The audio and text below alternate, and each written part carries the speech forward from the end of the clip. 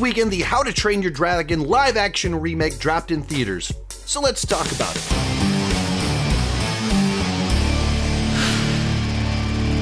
Hi, my name is Sean, and I love to talk about movies and TV way too much. With that in mind, go ahead and join me down below in the comment section. Let me know, what did you think about the How to Train Your Dragon live-action remake, and give me that point of reference. What is your experience with the original films? Did you go into this one with a lot of nostalgia from your childhood, or did you kind of watch it just as a movie in and of itself? One more thing before we get started. I was essentially off last week. I spoke at a retreat for teenagers, church retreat thing, and so it was kind of ate up my entire week, both writing and giving the talks, but it was a great experience, a ton of fun. And then afterwards I crashed for 3 days, and I'm back making videos for the next week before I have another week where I'll kind of be off again. So it's been a weird, busy month for me, and let's get started with the review. And these live action remakes are kind of a strange category of film that you almost have to review a little bit different than other films.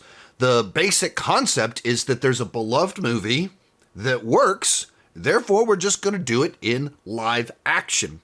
And this has been done so many times in the last decade by Disney, I've had to stop myself multiple times while shooting this video, and we're only like a minute into it, from saying Disney live action remakes, even though this is not, this is DreamWorks. But so many of us kind of are going into this movie from the moment they announced it with a certain amount of skepticism, cynicism, because it just feels like such a creatively bankrupt strategy of taking something that only came out 15 years ago, that has not aged at all, but there's enough of that nostalgia in there that people love the franchise, and some of the people that grew up with it are starting to have kids, and there's that generational shift, and so it's like, okay, let's do another live-action remake of a classic that makes minimal changes. And even with these live-action remakes, they're always in kind of this strange situation of, do you make changes? What changes can you make? If the whole concept is, these are classics that are beloved that work.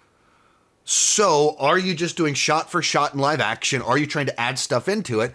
In the case like Beauty and the Beast, they took a movie that was nominated for Best Picture and added a couple songs or whatever. Cool. They added in the Black Plague. That's kind of weird. And so all of a sudden you've added 50 more minutes of runtime to a movie that was nominated for Best Picture. Does that actually make it better?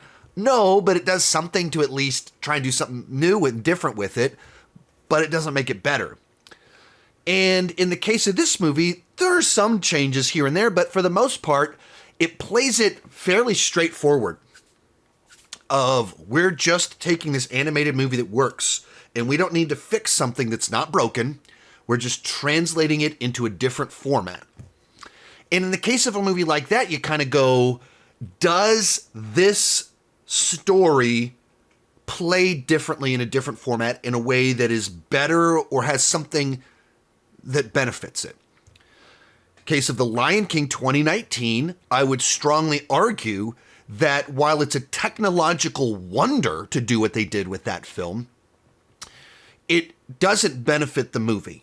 That the specific benefit of animation sometimes is you can get away with things. You can do things that are unrealistic, and you want that. And smiling, dancing lions and apes and hyenas and stuff, you want them to be very animated in a story like that so they can emote and have fun because they're singing songs.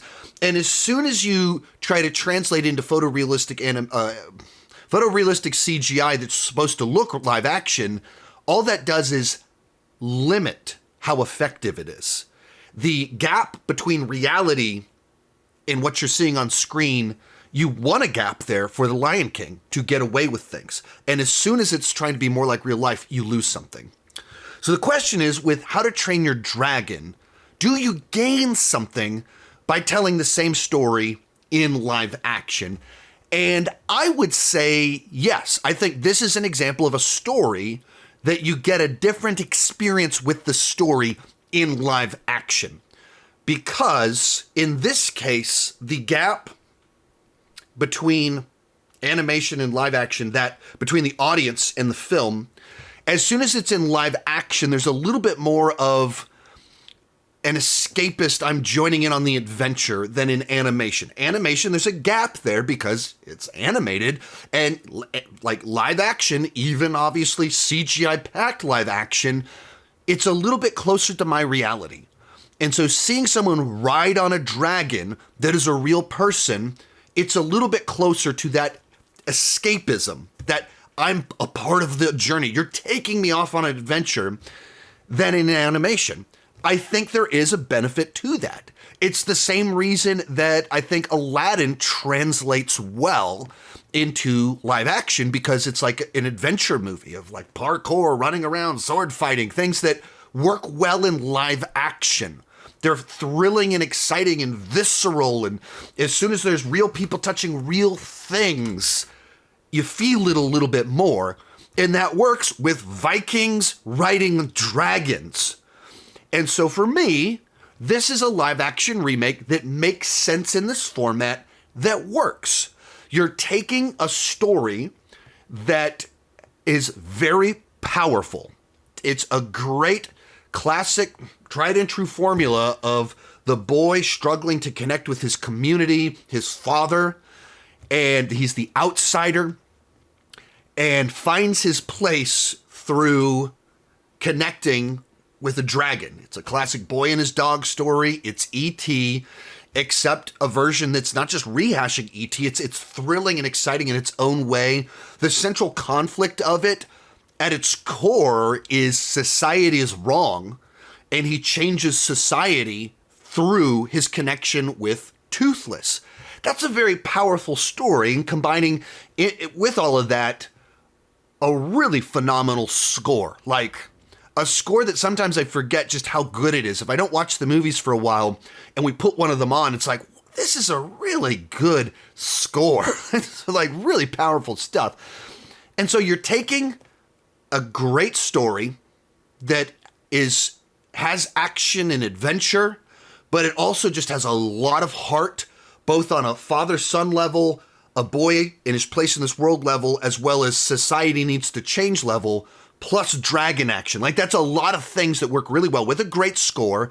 And does this story work in live action? Is it exciting to watch people ride on dragons in live action? Yeah, it does. There was this little watched show from the last decade called Game of Thrones that the people that did watch it, when people rode dragons and they did dragon stuff, it was pretty exciting. Because that's cool. It's exciting stuff. But the flip side to it, is this just a cover of their own movie? Yeah. It's the same director. He's just doing a cover of his own movie.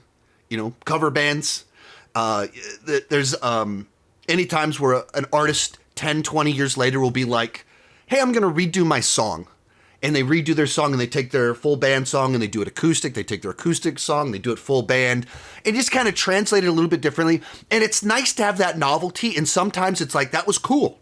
Eric Clapton did it with his song Layla. And it was really fun to have both the rock version and the acoustic version. And sometimes it translates really well, and they're two artistically fulfilling versions of the same song. In the case of this one, it's kind of like, hey, I think that this is an alternative version that hits all the right beats. It's thrilling, exciting. The music is great. But, does it really add anything? No. Is it good? Does it work? Yes. Is it a special film like the 2010 movie? No, it is not. It's not a special film. It's just a new version of a special film that doesn't bring anything new and special to the mix. But does it work? Yes. And that to me is how I interpret this film. That, as someone that just likes live action in general, like, I probably would have a bias just on pure preference level towards rewatching the live action one for that reason. And in kind of doing the Disney comparison again, the fact that so many of the live action remakes are of animated movies with musical numbers that just get so lively and wild and weird, that's all works really great in animation. In live action, it's not quite the same. That's not the case with this movie. It's just a big dragon adventure. And so for a big dragon adventure, do I just kind of like prefer on a preference level live action? Yes.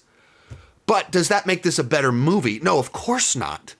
They did something special 15 years ago that, like, an inspired score, a fantastic script that worked on all these different levels. 15 years later, besides some VFX or the CGI not being as cutting edge as it would be today, but in a way that in no way diminishes the film. Besides that, it is a movie that holds up perfectly fine. I say that as someone that has had 3 kids that love How to Train Your Dragon. And they did a solid translation into live action. That's my interpretation of this film. Does it work? Sure. Is it, of live action remakes, in a sense, kind of one of the better ones because it works, it translates well, doesn't hurt the legacy? That's, yes. But there's nothing special about it. Make of that what you will. Overall, I'll just say it's a B. I don't even want to do kind of an entertainment score on this one. It doesn't mean anything to me. It's a B. It's a good, entertaining, alternative version of the movie. If you're not super into animation, maybe this is the version of it that you might like. And if you're a How to Train Your Dragon fan, you should check it out just to see how you interpret it. But there's nothing here that's like magical and must see in the world of movies. It's How to Train Your Dragon in live action. And this is one that translates well, so it does work without adding anything particularly of value or interest. Let me know your thoughts down below. Keep talking movies and TV too much. Bye-bye.